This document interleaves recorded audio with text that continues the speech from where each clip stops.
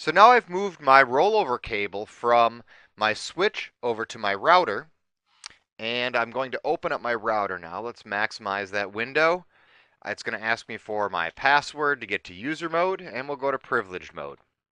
Now let's just do a quick show run on this device, and it appears that it already has the base config on it, but this is something that's always good to do to double check to make sure that our running configuration is how we want it before we start.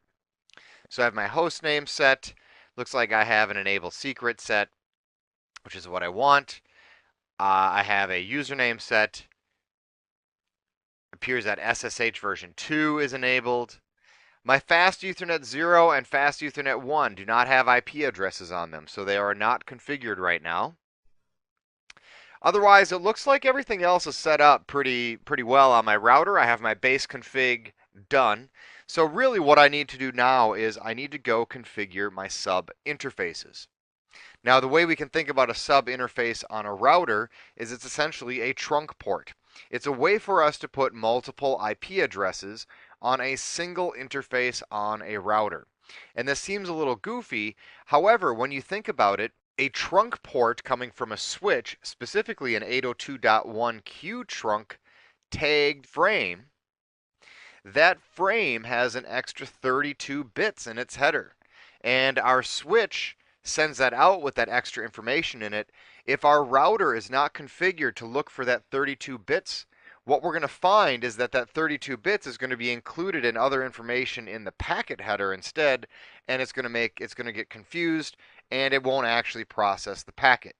So what we can do on the router is we can actually create sub interfaces on the router. And the sub interface on a router allows us to assign a specific VLAN ID for an 802.1q trunk so that we can actually read the header information off of that .1q trunk. To do that, we need to move into configuration mode, and then we go into interface Fast Ethernet 00, as this is where I have my trunk port from F0/11 of the switch is plugged into F00 of my router. And here we'll call this the base interface, F00. I'm just going to issue the no shutdown command. And then I want to make sure that interface is in the state where it can go into an up state. That way I can then create my sub interfaces. And to create my sub interfaces, I type the command interface fast ethernet 0/0. Then I put a period, and then I pick another number. And that number can be really anything I want. It actually won't let me use the help command here because I'm within the interface. Let's try that again. int f0/0 dot question mark. And it will allow me to create between 0 and this enormous number. What is this? 4,294,967,296 different fast Ethernet sub interface numbers. Well, great. Which one do we pick? Well, we always want to pick something that is logical so that the administrator can later figure out what you did here. Why is this? Well, Cisco routers have one thing that they're very well known for, and that's that they stay up and running for extended periods of time. We've had Cisco equipment in my experience, in my professional experience, at a large healthcare organization in Wisconsin that I was working for in the Madison area here. We had a dial-up server. Now, the dial-up server was used in the late 90s to provide internet access to employees as one of the perks. Now, there were strange politics involved in all of that. However, this dial-up internet service, by the time I started in about 2005, that box had been in service for more than 7 years, and it was pretty much untouched. People just dialed into it, used it, disconnected from it. From 2005 to 2010, nothing happened to the box until 2010. One of the cards blew up on it. And the only reason we knew that one of the cards blew up on it was that in 2010, there was one user left on that box. One user. A single user. So the box had really been up for nearly 12 or 13 years before we really did anything with it, and at which time we replaced the card in it, we turned it back on, we told the person that was dialing into it that they could get a high-speed internet connection for $20 or $30 a month and they should switch, so we can turn off this box that wasn't even made anymore. What's my point on that? Well, the very, very, very few times that we did have to log into that box and look at the configuration on it, we had better made sure that the configuration made sense and had some logic behind it so that every time you log in, you don't have to refigure out what the heck you did 10 years ago when you set up that box. So my point here is that when we pick our sub interface number, we want to pick it to something that correlates to something real that we're working with. Well, our sub interface on our device here is going to be directly related to the VLAN number that we are going to configure on it. The VLAN interface is essentially what this is going to be. We're setting up a layer 3 interface for our broadcast domain that's going to be VLAN 10 and VLAN 20. So let's start with VLAN 10, and I will label my subinterface F00.10 because I am going to assign VLAN 10 to this particular subinterface. Once I'm in my subinterface now, you notice that my prompt changed to sub-IF. Now I can go and try to put an IP address on here. So on VLAN 10, it should be 192.168.10.1 with a mask of 255.255.255.0. Oh, and it says that I did something wrong here. Yeah, I didn't type the word address. 192.168.10.1. Oh, more errors. What is going on here? All right. Well, it says configuring IP routing on a LAN subinterface is only allowed if that subinterface is already configured as part of an IEEE 802.10, 802.1q, or ISL VLAN. So it's saying, hey, you can't do this unless you're setting this up as a trunk port. So configure it for the trunk port first, then put the IP address on it.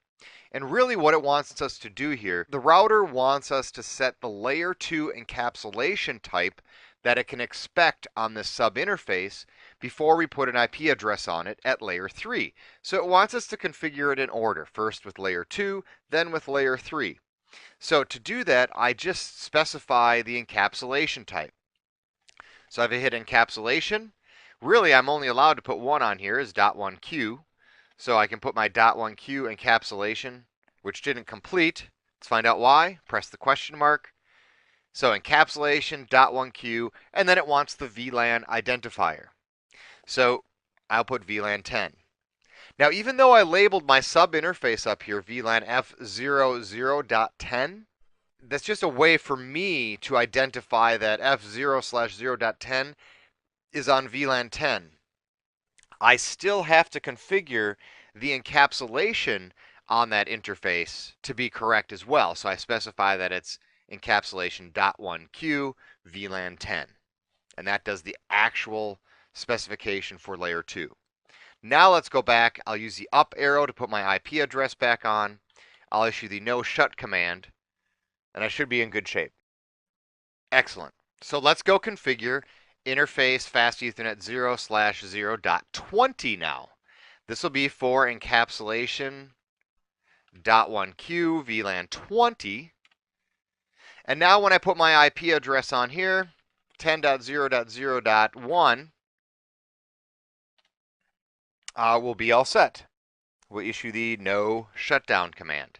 Now, new individuals to data networking oftentimes have trouble with applying the IP address on the interface. So I want to show you something here that a lot of new students, new learners to data networking do, especially on the router.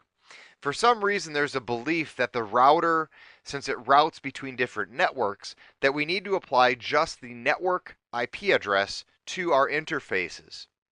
Now, when that happens, I've already told you probably more times than I can count that we may never, ever, ever apply a network IP address or a broadcast IP address to our interface. But for some reason, ADDRESS, for some reason, many new students like to try to put the network address on the router interface. And the problem is when we do this, The router gives us an error that says bad mask, not bad IP address or this is a network IP address. It says bad mask. Well, why is that? Well, if I keep moving my mask over, so instead of having a 24-bit mask, I kept moving it over and I had an 8-bit mask. If I had an 8-bit mask, that means that these last three numbers would be my host portion. That would still be 0, right, in my host portion, so still a network address. If I move my subnet mask over to a /6, then it would no longer be a network address. It would be a host address. Why is that? Well, 10 in binary is 00001010. So the first 6 bits of that are 000010. And then the last 2 bits are 10. So if I make it a /6, I'll suddenly have a 1 in my host portion, a /6 will be, what, 252.0.0.0, and all of a sudden my IP address takes now. It is no longer a network address. It is now a host address. It just looks funny, and my mask is completely wrong, and it's not the address I want on here. What I'm getting at is when you get this error of bad mask, that is an immediate warning sign. It should tell you, listen, you don't know yet what you're doing. You made a very fundamental mistake. Alarm bells should go off, and it means you should take a look at what you did. And most likely what you did is you applied a network IP address to an interface, and that's exactly what you don't want to do. So let's put it back to the host IP address of 10.0.0.1 with the proper mask of a 24-bit mask, and then we'll issue the no shut command. Okay, so my interfaces are configured. Let's take a look at their status. So I'm going to do show interface fast Ethernet 0/0.10, and let's see what this says. It says fast Ethernet 0/0.10 is up, but the line protocol is down. Oh, okay, well, let's figure out what went wrong there. I think I may have to go over to my switch and take a look at the switch to see that my switch is configured properly. So I'm going to move my rollover cable over to my switch. And let's verify the configuration on fast Ethernet 0/11. So I'll do a show run intf 0/11. It says switch port trunk encapsulation .1Q, switch port mode trunk, switch port trunk allowed VLANs 10 and 20. That definitely looks correct. All right, let's check everything else. Let me check my cabling. So I am currently plugged into F0/11. However, it looks like the cable was actually loose because now we see that this link changed state to up. So I'm going to move back to my router configuration. So I'm moving my rollover cable back to the console port of my router after I corrected my loose cable. And let's do show interface. Just can't type show today. intf 0/0.10. Oh, there we go. Fast Ethernet 0/0.10 is up. Let's check .20. I'll do show interface fast Ethernet 0.20, and that is up as well. And it shows that my IP address here, 192.168.10.1/24, and my encapsulation type is .1Q with a VLAN identifier of 10.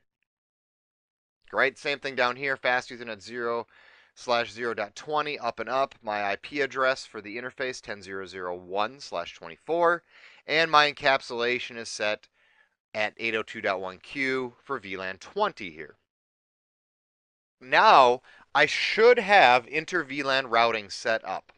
So what I want to do now is I want to minimize this and open up a command prompt. And let me do an IP config to see what my device is configured for. So I'm currently connected to device 192.168.10.10. So I should be on VLAN 10 with this device. Let's see if I can ping my default gateway. Ping 168.10.1. Sure enough, I'm able to ping my default gateway. That web server at the other end of the connection was at 10.0.0.100. Let's see if I can ping that. I get a reply from 10.0.0.100. That's a very good sign.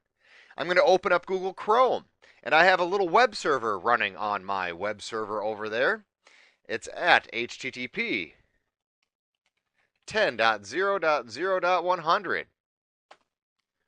And there we go. This is a basic web page for 10.0.0.100. I just put a very, very, very simple web page up there just to illustrate that it's up there and running and we can connect to it.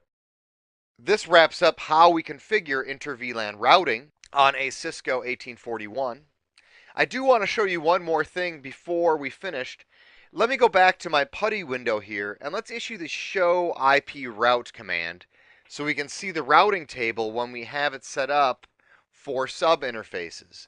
And if we look at the sub interfaces in our routing table after doing a show IP route here, we see that 192.168.10.0 is directly connected to fast Ethernet 0/0.10, and 10.0.0.0 is directly connected to fast Ethernet 0/0.20.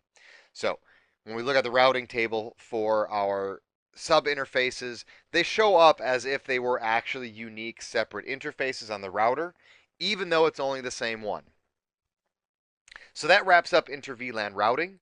I hope you've enjoyed the video. I look forward to seeing you in future train signal videos. Thanks.